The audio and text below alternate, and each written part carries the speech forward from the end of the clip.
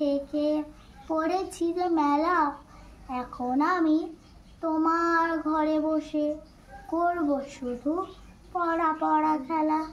তুমি বলছো দুপুর এখন সবে, না হয় যেন সত্যি হলো তাই। একদিনও কি দুপুরবেলা হলে বিকেল হলো মনে করতে নাই? ভাবতে পারি মনে সূর্যি ডুবে গেছে মাঠের শেষে, বাগদি পুরি চুবড়ি ভরে নিয়ে শাক তুলছে পুকুর ধারে এসে। হাদার হলো মাদার গাছের তলা, কালি হয়ে এলো দিঘির জল।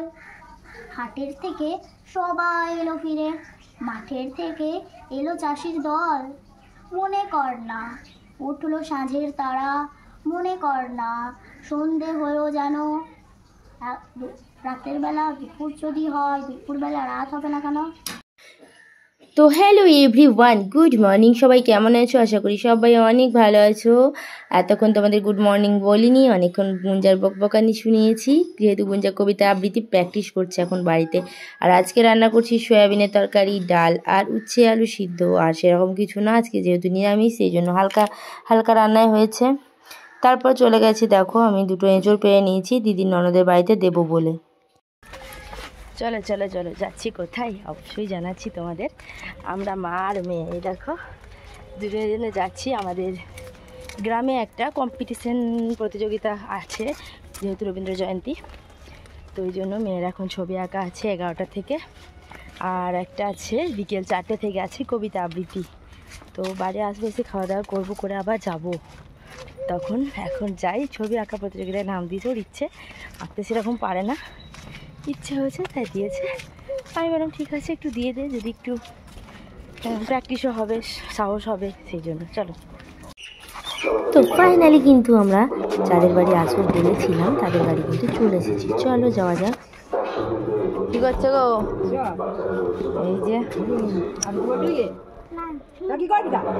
বেঁধেলাম, আসতে পাবো না, ওটা কোনো ব্যাপার নাই, বেড়াইতে আসতে পাবো না, রান্না আছে নাকি? আচ্ছা, কেমন আছো? হ্যালো, হ্যাঁ হ্যাঁ হ্যাঁ, কই গো শুয়ে আছে নাকি?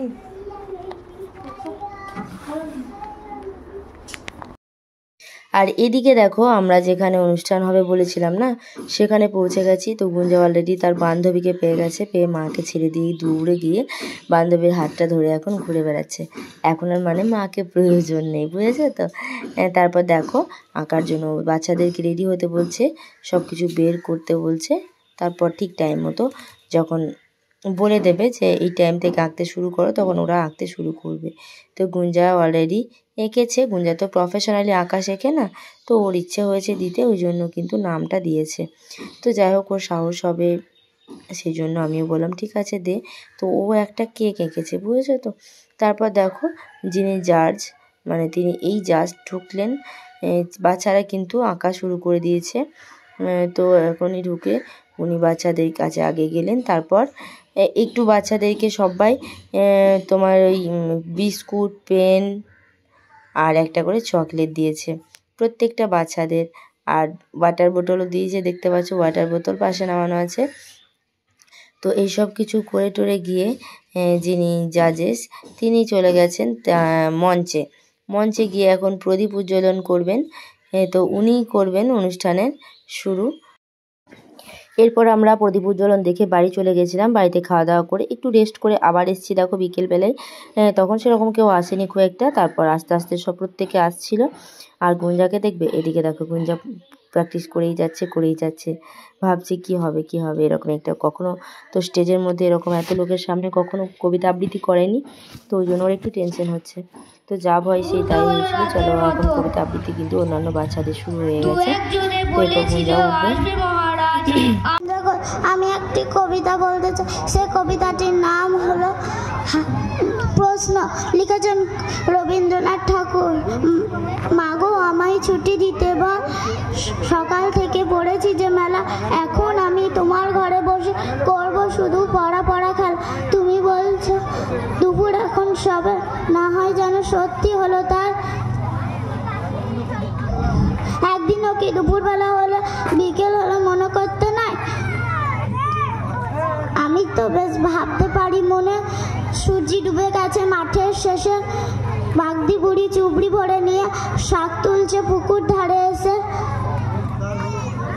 আধার হলো মাদার গাছের তলা, কালি হয়ে এলো দিঘির জল।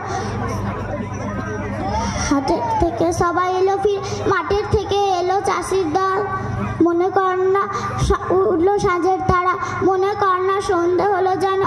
রাতের বেলা দুপুর যদি হয়, দুপুরবেলা রাত হবে না কেন? নমস্কার। তো গুঞ্জা একটু ভয়ে আটকে গেছিলো, ভয়ে প্রচুর নার্ভাস হয়ে গেছিলো। যাই হোক, কোনো ব্যাপার না, এরকম হবেই, যেহেতু ছোট বাচ্চা, ওরা যে নাম দিয়ে এটাই অনেকটা।